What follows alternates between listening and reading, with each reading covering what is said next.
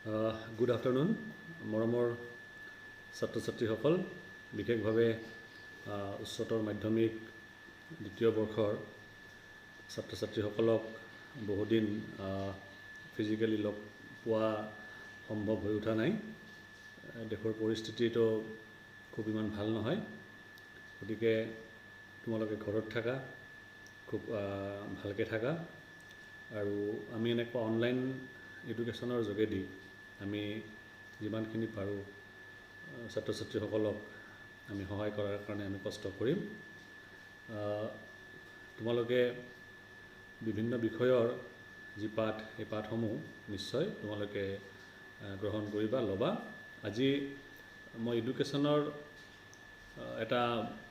Chapter আলোচনা কৰিম যেটো হ'ল মুডালিয়াৰ আয়োগ বা মুডালিয়াৰ কমিশ্যন ইতিমধ্যে ভাৰতীয় শিক্ষা বুৰঞ্জীত হায়াৰ ছেকেণ্ডাৰী ফাৰ্ষ্ট ইয়াৰত বা উচ্চতৰ মাধ্যমিক প্ৰথম বৰ্ষত তোমালোকে শিক্ষাৰ বুৰঞ্জী সম্বন্ধে কিছু কথা আহৰণ কৰিছা বা কিছু জ্ঞান লাভ কৰিছা আৰু শিক্ষাৰ ক্ষেত্ৰত আমাৰ যিখিনি শিক্ষা আয়োগ সেই শিক্ষা আয়োগবিলাকৰ যিবিলাক পৰামৰ্শ সেই পৰামৰ্শ সম্বন্ধেও তোমালোকে কিছুখিনি কথা জানা কাৰণ উচ্চতৰ মাধ্যমিক প্ৰথম বৰ্ষত তোমালোকক হাণ্টাৰ কমিশ্যনৰ বিষয়ে কিছু কোৱা হৈছে প্ৰাথমিক শিক্ষাৰ ক্ষেত্ৰত হাণ্টাৰ আয়োগৰ যি পৰামৰ্শৰ কথা গতিকে ঠিক তেনেকুৱা এখন শিক্ষা আয়োগ যিখন আয়োগ আমাৰ ভাৰতবৰ্ষ স্বাধীন হোৱাৰ পিছত 1952 চনত গঠন কৰা হৈছিল সেইখন হ'ল মুডালিয়াৰ আয়োগ আৰু সেই আয়োগখন 1952 চনৰ 23 ছেপ্টেম্বৰত সেই সময়ত ভাৰত চৰকাৰে বিশেষভাৱে মাধ্যমিক শিক্ষাৰ যিখিনি সেই সময়ৰ আখুৱাস সেই আখুৱাসখিনি দূৰীকৰণৰ কাৰণে আৰু লগতে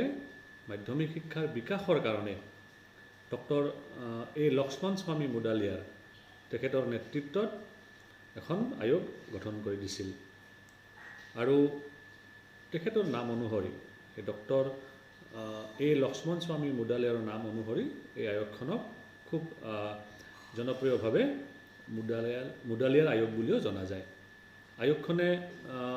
1952 চনৰ 6 অক্টোবৰ তাৰিখে আয়োগখনক আনুষ্ঠানিকভাৱে সেই সময়ৰ শিক্ষামন্ত্ৰী মৌলানা আবুল কালাম আজাদ মহোদয়ে তেখেতে আনুষ্ঠানিকভাৱে এইখন উদ্বোধন কৰিছিল আৰু 1953 চনৰ 29 আগষ্ট তাৰিখে এই আয়োগখনে মানে কেইবা পৃষ্ঠা জোৰা মানে টোটেল 15টা অধ্যায় আছিল সেই 15টা অধ্যায় থকা এখন বৃহৎ প্ৰতিবেদন চৰকাৰৰ ওচৰত দাখিল কৰে আৰু সেই অধ্যায়সমূহত বিভিন্ন পৰামৰ্শসমূহ বা সেই সময়ৰ যিখিনি তেওঁলোকৰ দৃষ্টিগোচৰ হোৱা যিবিলাক সমস্যা সেই সমস্যাসমূহৰ বিষয়ে চৰকাৰক অৱগত কৰাইছিল প্ৰথমতে আমি চাম যে আয়োগখনে সেইখিনি সময়ত ভাৰতবৰ্ষত প্ৰচলিত যি মাধ্যমিক শিক্ষা ব্যৱস্থা বিশেষভাৱে আমি মাধ্যমিক শিক্ষাৰ কথাই ক'বলৈ গৈছোঁ সেই সময়ৰ মাধ্যমিক শিক্ষা ব্যৱস্থাত সমস্যাবিলাক কেনেকুৱা আছিল বা কি ধৰণৰ আখুৱাসবিলাক আছিল আয়োগখনে বিশেষভাৱে সেই সমস্যাবিলাক তেওঁলোকে চালি জাৰি চাইছিল আৰু সেই সমস্যাবিলাকৰ ভিতৰত মূল সমস্যাবিলাক আছিল যে যি শিক্ষা ব্যৱস্থা সেই সময়ত প্ৰচলন কৰা হৈছিল সেই শিক্ষা ব্যৱস্থাটো সেই সময়ৰ লোকসকলৰ যিখিনি জীৱন দৰ্শন বা তেওঁলোকৰ যিটো জীৱন ধাৰণৰ যিটো প্ৰক্ৰিয়া সেই প্ৰক্ৰিয়াৰ লগত ইমান বেছি খাপ খোৱা ধৰণৰ নাছিল তাৰপিছত এটা ট্ৰেডিশ্যনেল ৱেত এটা পৰম্পৰাগতভাৱে শিক্ষা ব্যৱস্থাটো চলোৱা হৈছিল যিটো ব্যৱস্থাই হয়তো মানুহখিনিক প্ৰপাৰলি বা উপযুক্তভাৱে তেওঁলোকক আকৃষ্ট কৰিব পৰা নাছিল আৰু তেওঁলোকৰ যিটো ছাত্ৰ ছাত্ৰীসকলৰ যিটো দৈনন্দিন জীৱন বা ডে টু ডে লাইফ সেই দৈনন্দিন জীৱনত প্ৰয়োজন হোৱা যিখিনি বিষয়বস্তু সেই বিষয়বস্তুৰ প্ৰতি ইমান বেছি সেইখিনি সময়ৰ মানে ব্যৱস্থাটোই গুৰুত্ব দিয়া নাছিল দুই নম্বৰতে গোটেই শিক্ষা ব্যৱস্থাটো একপক্ষীয় আছিল মানে টিচিং লাৰ্নিং মানে শিকোৱা আৰু শিক্ষাটো গ্ৰহণ কৰা, এই দুটা বস্তু যদি একলগ নহয় তেতিয়াহ'লে আমি কেৱল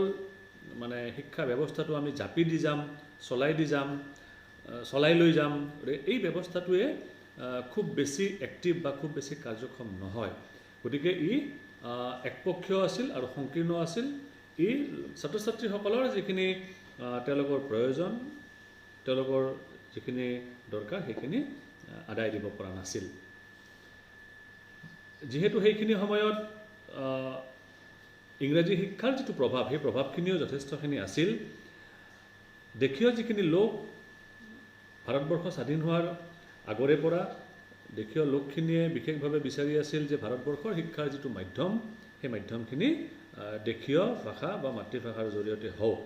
কিন্তু ভাৰতবৰ্ষ স্বাধীন হোৱাৰ পিছতো, যদিও 1947 চনত ভাৰতবৰ্ষ স্বাধীন হৈছিল, গতিকে তাৰ পিছতো ইংৰাজী শিক্ষাৰ প্ৰভাৱটো যথেষ্টখিনি আছিল। আৰু সেই ইংৰাজী শিক্ষাৰ প্ৰভাৱখিনিৰ কাৰণেও আমাৰ ছাত্ৰ ছাত্ৰীখিনি কিছু পৰিমাণে এই শিক্ষা ব্যৱস্থাটোৰ লগত তেওঁলোকে সমাযোজন কৰিব পৰা নাছিল। পৰৱৰ্তী পইণ্টটো হ'ল যে যিটো পদ্ধতিত বা যিটো মেথডত ছাত্ৰ ছাত্ৰীসকলক শিকাই আছিল বা শিকোৱা হৈছিল, সেই মেথড বা পদ্ধতিটো আছিল পৰম্পৰাগত। তাত কি কৰা হৈছিল যে কেৱল মানে সেই সময়ৰ চলি থকা যিখিনি শিক্ষা ব্যৱস্থা, সেই শিক্ষা ব্যৱস্থাটোত নতুনত্ব বা নতুন তেনেকুৱা কোনো শিক্ষা পদ্ধতি ব্যৱহাৰ কৰা হোৱা নাছিল, য'ত শিক্ষাৰ্থীসকলে তেওঁলোকে বিচৰা ধৰণে শিক্ষাখিনি লাভ কৰিব পাৰে। তেওঁলোকৰ যি চিন্তা, তেওঁলোকৰ যি স্বাধীনতা শিকাৰ ক্ষেত্ৰত বা জ্ঞানখিনি লাভ কৰাৰ ক্ষেত্ৰত, সেই চিন্তা বা স্বাধীনতাখিনিক গুৰুত্ব দিয়া হোৱা নাছিল। তাৰপিছত নেক্সট পইণ্টটো আহিল যে ক্ৰমাগতভাৱে বা দিনবিলাক গৈ থকাৰ পিছত, পাৰ হৈ গৈ থকাৰ পিছত শিক্ষানুষ্ঠানসমূহত ছাত্ৰ ছাত্ৰীৰ মানে ভিৰ অলপ বাঢ়ি গৈছিল। গতিকে ক্লাছৰুমবিলাকত ছাত্ৰ ছাত্ৰীসকলৰ যিটো সংখ্যা, সেই সংখ্যাখিনিও বাঢ়ি গৈছিল। গতিকে এটা ক্লাছত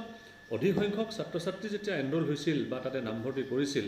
শিক্ষকসকলে সেই ছাত্ৰ ছাত্ৰীখিনিৰ লগত প্ৰত্যক্ষ যিটো যোগাযোগ, সেই প্ৰত্যক্ষ যোগাযোগখিনি ৰাখিব পৰা নাছিল। গতিকে এজন শিক্ষকে এক নিৰ্দিষ্ট পৰিমাণৰ ছাত্ৰ ছাত্ৰীৰ লগতহে যিটো যোগাযোগ, সেই যোগাযোগখিনি ৰখাৰ ক্ষেত্ৰত তেওঁ সামৰ্থ্যৱান হয়। কিন্তু তাতকৈ বেছি হৈ গ'লে সেই যোগাযোগখিনি ৰখাত অলপ দিগদাৰী হয়। গতিকে শ্ৰেণীসমূহত ছাত্ৰ ছাত্ৰীৰ যিটো ভিৰ, সেই ভিৰটো বাঢ়ি যোৱাৰ ফলতো কি হৈছিল, শিক্ষক আৰু ছাত্ৰ ছাত্ৰীৰ মাজৰ যিটো যোগাযোগ, সেই যোগাযোগটো বিচ্ছিন্ন হৈছিল।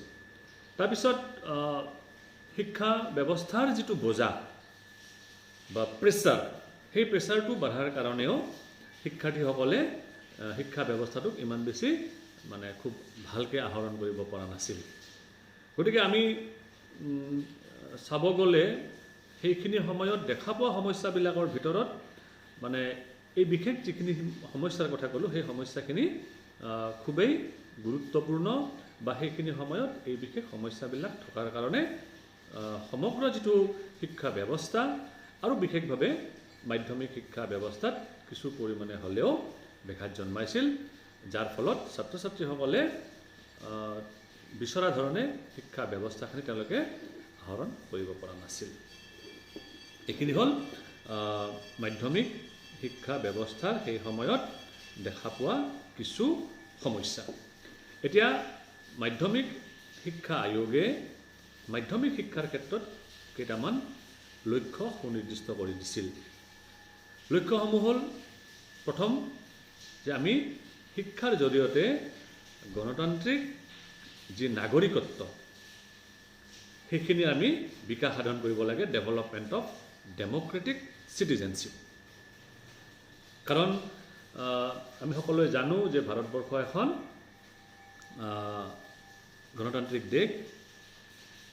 ইয়াত ৰাইজে সৰ্বে সৰ্বা। গতিকে আমি যদি শিক্ষাৰ জৰিয়তে নাগৰিকখিনিক আমি উপযুক্তভাৱে যদি আমি গঢ়ি তুলিব নোৱাৰোঁ, তেতিয়াহ'লে শিক্ষাৰ যিটো উদ্দেশ্য, সেই উদ্দেশ্যখিনি সফল নহ'ব। গতিকে শিক্ষাৰ জৰিয়তে আমি নাগৰিকখিনিক উপযুক্তভাৱে আমি গণতন্ত্ৰ প্ৰতিষ্ঠা কৰিবলৈ তেওঁলোকক যিখিনি গুণ তেওঁলোকক লাগে সেইখিনি আহৰণ কৰাৰ ক্ষেত্ৰত যাতে কোনো কাৰণত তেওঁলোকে মানে পিছ হুৰুকি নাযায় বা তেওঁলোকে যাতে কোনো কাৰণত বাদ পৰি নাযায় সেইখিনি আমি গুৰুত্ব দিব লাগিব গণতান্ত্ৰিক নাগৰিকত্বৰ বিকাশ আমি লোকসকলক প্ৰশিক্ষণ দিব লাগিব এনেকুৱাকৈ যি প্ৰশিক্ষণৰ জৰিয়তে তেওঁলোকে নিয়মানুৱৰ্তিতা উদাৰতা স্বদেশ প্ৰেম সহযোগিতা বা দেশখনক ভাল পোৱা যিখিনি তেওঁলোকৰ গুণ সেই গুণখিনি যাতে বিকাশ কৰিব পাৰে 2 নম্বৰতে আহিল যে বৃত্তিমূলক দক্ষতাৰ উন্নতি ডেভেলপমেণ্ট অফ ভোকেশ্যনেল এফিচিয়েঞ্চি এইটো এটা গুৰুত্বপূৰ্ণ পৰামৰ্শ মুডালিয়াৰ আয়োগে দিছিল যে আমি প্ৰত্যেকজন নাগৰিকে প্ৰত্যেকজন শিক্ষাৰ্থীয়ে বিশেষভাৱে মাধ্যমিক স্তৰতেই আমি বৃত্তিমূলক আমাৰ যি দক্ষতা আমি সেই দক্ষতাখিনি বঢ়াব লাগিব বৃত্তিমূলক দক্ষতাই কি বুজাইছে বৃত্তিমূলক বা কাৰিকৰী দক্ষতাই বুজাইছে যে য'ত আমি আমাৰ শিক্ষাখিনি আহৰণ কৰাৰ পাছত আমি যাতে নিজকে এনেকুৱাকৈ সামৰ্থ্যৱান কৰি তুলিব পাৰোঁ য'ত আমি ভৱিষ্যতৰ এটা নিৰাপত্তা আমি লাভ কৰিব পাৰোঁ আমি যাতে স্বাৱলম্বী হ'ব পাৰোঁ আমি যাতে আত্মনিৰ্ভৰশীল হ'ব পাৰোঁ যিখিনি শিক্ষাই আমাক স্বাৱলম্বী বা আত্মনিৰ্ভৰশীল কৰি তুলিব সেই বিশেষ শিক্ষাৰ জৰিয়তে আমি আমাৰ ভৱিষ্যতৰ নিৰাপত্তাখিনি আমি পাম গতিকে মাধ্যমিক শিক্ষাৰ অইন এক লক্ষ্য হ'ল যে আমি বৃত্তিমূলক দক্ষতাখিনি আমি আহৰণ কৰিম 3 নম্বৰ পইণ্টটো আহিল ব্যক্তিত্বৰ বিকাশ বা ডেভেলপমেণ্ট অফ পাৰ্চনেলিটি এইটো এটা গুৰুত্বপূৰ্ণ পইণ্ট যে আমি আমাৰ যিখিনি নাগৰিক বা আমাৰ যিখিনি ছাত্ৰ ছাত্ৰীসকলে আমি নাগৰিকখিনিয়ে আমি যাতে শিক্ষাৰ জৰিয়তে আমি আমাৰ যিখিনি ব্যক্তিত্ব আমাৰ যিটো পাৰ্চনেলিটি আমি সেইখিনি যাতে বিকাশ কৰিব পাৰোঁ আমি শাৰীৰিকভাৱে আমি মানসিকভাৱে আমি সামাজিকভাৱে আমি গণতান্ত্ৰিকভাৱে আমি ৰাজনৈতিকভাৱে আমি কি কৰিব লাগিব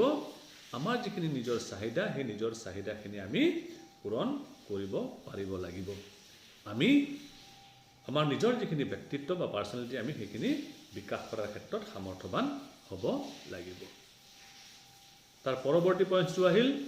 নেতৃত্বৰ শিক্ষা বা এডুকেশ্যন ফৰ লিডাৰশ্বিপ মই আগতে ক'লোঁ যে আমি এখন গণতান্ত্ৰিক দেশত বসবাস কৰোঁ ইয়াত ৰাইজেই সৰ্বেসৰ্বা ৰাইজৰ ওপৰতেই সমস্তখিনি নিৰ্ভৰ কৰিছে দেশৰ বা জাতিটোৰ যি ভৱিষ্যত দেশৰ বা জাতিটোৰ যি উন্নতি গতিকে আমি যদি নাগৰিকখিনিয়ে আমাৰ যিখিনি ফলোৱাৰ্ছ বা আমি যাক লৈ আমি যিখিনি জনসাধাৰণক লৈ আমি আগবাঢ়ি যাম যদি আমি সেইখিনি জনসাধাৰণক উপযুক্তভাৱে আমি যদি আগবঢ়াই লৈ যাব নোৱাৰোঁ বা আমি নেতৃত্ব দিব নোৱাৰোঁ তেতিয়াহ'লে দেশখন কেনেকৈ আগবাঢ়িব দেশখন কেনেকৈ চলিব গতিকে আমাৰ কথা হ'ল যে আমি প্ৰত্যেকজন শিক্ষাৰ্থীকে প্ৰত্যেকজন নাগৰিকে আমি এনেকুৱাকৈ প্ৰস্তুত কৰি ল'ম য'ত তেওঁলোকে নেতৃত্ব দিব পাৰে মানে তেওঁলোকৰ অনুচৰসকলক ফলোৱাৰ্ছসকলক যাতে এটা উচিত ৰাস্তা এটা দেখাব পাৰে যাৰ জৰিয়তে তেওঁলোকে নিজৰ পৰিয়ালৰ সমাজখনৰ